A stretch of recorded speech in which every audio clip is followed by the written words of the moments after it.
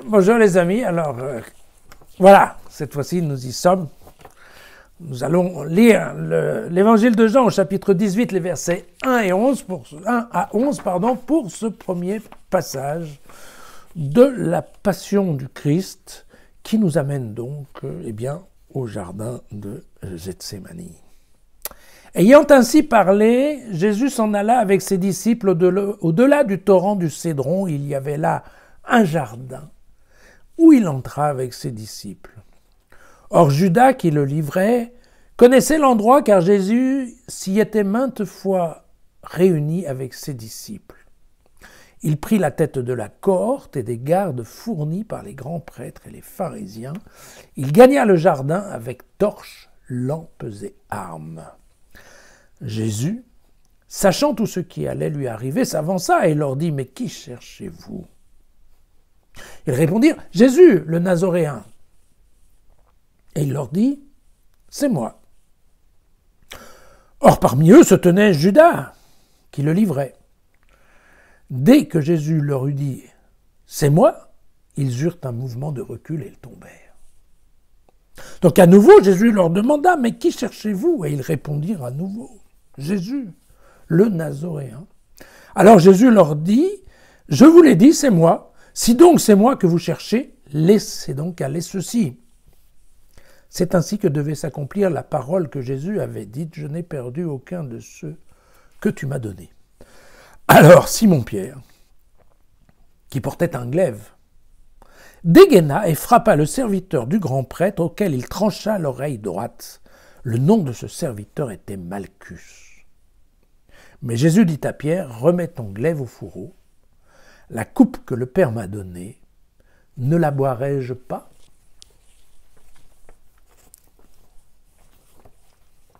Alors, si vous voulez, on comprend bien que nous sommes au moment de la Pâque. Et le Deutéronome précise très clairement au chapitre 16 que la fête de la Pâque doit être vécue à Jérusalem, dans la ville de Jérusalem. Mais il y a une telle affluence de Juifs à ce moment-là que la tradition rabbinique a décidé qu'en fait on pouvait élargir cette notion de ville de Jérusalem jusqu'aux environs. Et donc il est important de bien considérer quand Jésus se retrouve en effet dans ce jardin qui est probablement celui de Gethsémani dans les autres évangiles, eh bien il est certes en dehors des murailles de Jérusalem, mais il est bien considéré comme étant dans la ville de Jérusalem, au sens du Deutéronome, on va dire. Donc voilà, probablement il s'agit d'un jardin clos, comme l'étaient la plupart des jardins à l'époque, et ça va de soi qu'on est là, évidemment, il y a une idée qui est derrière, qui est qu'un jardin clos avec des petits murets en pierre, dans lequel Jésus a l'habitude de se réunir avec ses disciples, et bien entendu, ça pourrait être la fondation de l'Église, bien entendu. Voilà. Quand on voit que Jésus va chercher à protéger ses disciples, on ne peut que penser chapitre 10, et au verset 7, « En vérité, je vous le dis, je suis la porte des brebis. » Et ça peut aussi nous faire penser à un autre verset du chapitre 10, le verset 11, qui est « Je suis le bon berger. Le bon berger se dessaisit de sa vie pour ses brebis. » En effet, ces jardins avec toutes ces bordures autour ressemblent d'une façon à ne pas à s'y méprendre avec les enclos dans lesquels, en effet, les paysans mettaient leurs troupeaux. Voilà. Un point de détail que je voulais quand même vous dire, c'est que on a l'impression ici qu'il y a une milice de soldats qui arrivent, des soldats envoyés par les scribes et par les grands prêtres. Mais il faut savoir quand même que la milice du temple n'a été constituée qu'en l'an 40. Donc pas tout à fait à l'époque de Jésus. Certes, elle existait au temps de l'écriture de l'évangile de Jean, mais pas à l'époque de Jésus. Et les seuls militaires qu'il y avait à l'époque étaient des militaires romains. On voit difficilement que des soldats romains viennent se mêler d'affaires religieuses des Juifs, parce que ça faisait vraiment pas partie de cette histoire. Et on voit encore beaucoup plus difficilement qu'elle se coordonne éventuellement avec une milice pour venir arrêter en fait un rabbin, parce que globalement Jésus à l'époque est considéré comme un rabbin. Voilà. Par rapport à l'évangile de Marc, bien entendu, on s'aperçoit qu'ici il n'y a pas la question du baiser de Judas, parce que vous vous souvenez de cette histoire. Voilà. Je dois vous dire qu'on ne comprend pas bien l'histoire des torches et des lampes, parce que rien n'indique qu'il fasse nuit. Par contre, c'est tout à fait vrai que, parlant de lampes et de torches, probablement ça nous ramène à l'idée de l'image, vous savez, de l'armée des ombres, face à la lumière du monde. Voilà, qu'on a lu il n'y a pas longtemps dans le chapitre 8 de Jean, puisque, voilà, bon, bien entendu, les capacités d'écriture du rédacteur de l'évangile de Jean sont en effet assez développées dans le symbole ou dans le rappel. Voilà. Au niveau des bons mots et des petites phrases, qui cherchez-vous ? Me paraît quand même assez intéressant, en tout cas pour nous qui sommes adeptes de Jésus facile, puisque a priori ça fait partie de notre activité principale. Et puis il y a le fameux « c'est moi ». Alors le « c'est moi » en grec, ça se prononce ego eimi, et il faut savoir que c'est exactement le même, le je suis, c'est moi, c'est comme je suis, c'est exactement le même mot en grec. C'est le fameux je suis qu'on trouve donc si nombreuses fois dans l'évangile de Jean, je suis la lumière du monde, je suis le berger, je suis la vie, je suis, voilà. Mais c'est aussi la phrase que l'on trouve dans l'Exode, vous savez, au chapitre 3, au verset 6, le buisson ardent, dans lequel Dieu parle à Moïse et lui dit « Je suis le Dieu de ton père ». Voilà. Donc vous voyez qu'avec cet assemblage de deux mots, on arrive à faire des liaisons en fait intertextuelles. Voilà. Alors c'est d'ailleurs la même chose avec cette histoire de bonhomme. Vous avez vu, les soldats tombent en arrière, mais pourquoi tombent-ils en arrière ? Tout simplement parce que quand on rencontre Dieu, globalement, on tombe en arrière. Vous avez ça dans le psaume 27 par exemple. « Si des malfaiteurs m'attaquent pour me déchirer, ce sont eux, mes adversaires et mes ennemis, qui trébuchent et qui tombent. » Et on a ça, bien entendu, dans le livre d'Ésaïe au chapitre 45, quand même un chapitre qu'on pratique beaucoup. Devant moi, tout genou fléchira et toute langue prêtera serment. Voilà. Donc, comme vous pouvez le voir, typiquement la réaction quand on est en face de Dieu est souvent quand même de mettre un genou à terre ou de tomber à la renverse. Voilà. Il y a ce point qui est particulier à l'évangile de Jean et qui est important, puisque vous voyez qu'ici, très clairement, c'est Jésus qui protège ou qui cherche à protéger les disciples. Et donc c'est Jésus qui demande aux soldats de ne pas intervenir et de laisser partir les disciples qui n'ont rien à voir avec ce qui arrive. D'accord ? C'est quand même beaucoup plus agréable, parce que vous savez que dans tous les évangiles synoptiques, on se demande un peu, et en fait, on fait plus que se demander. On a ça typiquement dans l'évangile de Marc au chapitre 14, et tous l'abandonnèrent et prirent la fuite. Ce qui est quand même, entre nous soit dit, c'est pas très sympa pour les disciples qui ont quand même traîné. Alors dans le cas en plus dans le cas des évangiles synoptiques, c'est long, donc c'est au moins 3 ans.